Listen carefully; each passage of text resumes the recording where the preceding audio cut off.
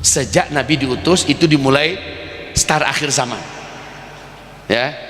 Nah, startnya adalah sejak Allah utus Nabi Muhammad SAW sebagai Nabi dan Rasul. Jadi dari sini mulai start sini, finish adalah habis seluruh umat Nabi. Nabi berkata, dari start ke finish ini akhir zaman semua nih ya, akhir zaman. Kamu akan menjalani 5 fase sejarah. 5 fase sejarah. Saya buat seperti ini.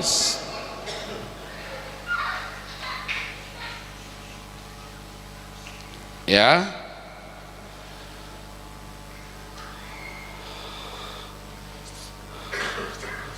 Fase yang pertama, fase nubuah. Yang memimpin fase pertama ini langsung Nabi besar Muhammad sallallahu alaihi wasallam. Lamanya 23 tahun. 13 tahun di Mekah, 10 tahun di Madinah. Setelah Nabi meninggal, masuk fase kedua. Fase kedua yang memimpin umat Nabi adalah sahabat-sahabat Nabi dengan sistem khilafah Islamiyah, konsep kenabian. Ini fase kedua, khilafah Islamiyah dengan konsep kenabian. Lamanya 30 tahun kata Rasulullah. Lalu setelah itu fase ketiga, ini yang paling lama Pak, 1227 tahun. Fase ini kata Rasulullah, fase di mana para khalifah tetap memimpin umat Islam sedunia dengan syariat Islam, dengan keadilan dan kemakmuran, tetapi mereka menggunakan sistem kerajaan. Nah, ini di dalamnya ada 3 dinasti. Dinasti Bani Amawiyah, dinasti Bani Abbasiyah, dinasti Bani Utsmaniyah. Fase ketiga ini, wahai saudaraku, berakhirlah fase Islam memimpin dunia. Jadi dalam fase 1, 2 dan 3 ini Islam memimpin 2/3 dunia. Masya Allah ya, ribuan tahun Islam memimpin dunia.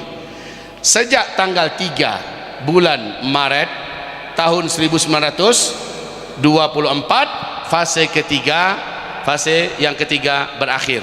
Kita langsung masuk pada fase terberat. Nah, ini dia, saya buat besar ya. Inilah dia fase keempat. Fase keempat ini di ujungnya adalah munculnya 4 tanda besar kiamat: Dukhan, Dajjal, Isa dan Ya'juj dan Ma'juj ya. Jadi Ya'juj Ma'juj adalah penutup fase keempat. Oke. Fase keempat ini Islam sedang tidak memimpin dunia.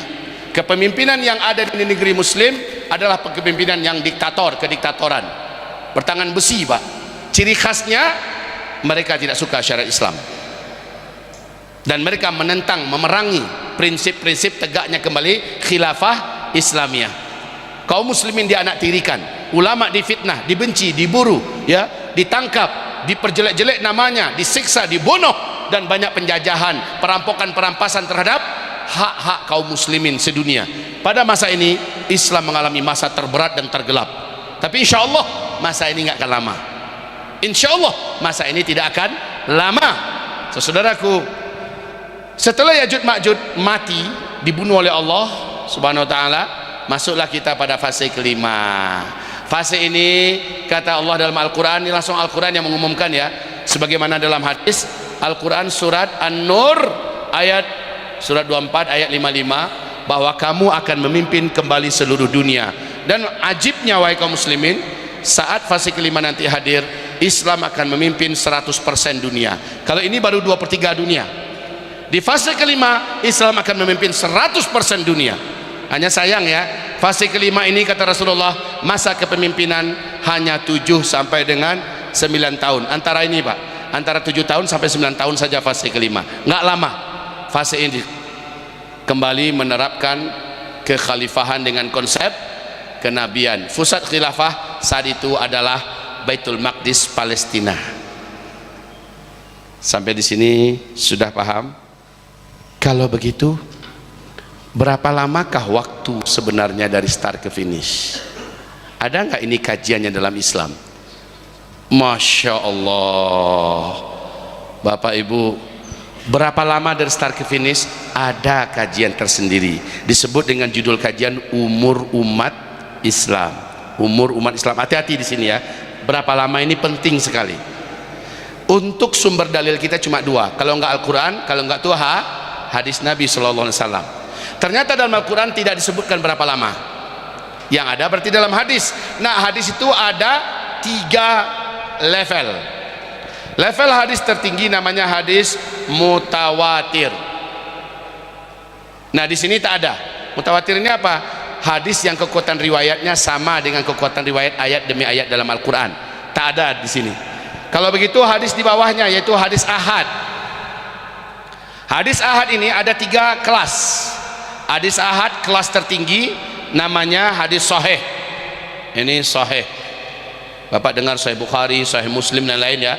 Hadis ahad yang pertengahan namanya hadis hasan. Hadis hasan. Hadis ahad yang paling bawah namanya hadis dhaif atau hadis lemah. Ketiga kelas hadis ahad ini masih perkataan Rasulullah yang mulia sallallahu alaihi wasallam. Nah, hadis yang wajib ditolak, wajib dibuang namanya hadis maudhu', hadis palsu karena bukan dari Nabi. Itu berarti di luar ini. Dari hadis ahad inilah muncul dalil tentang umur umat Islam.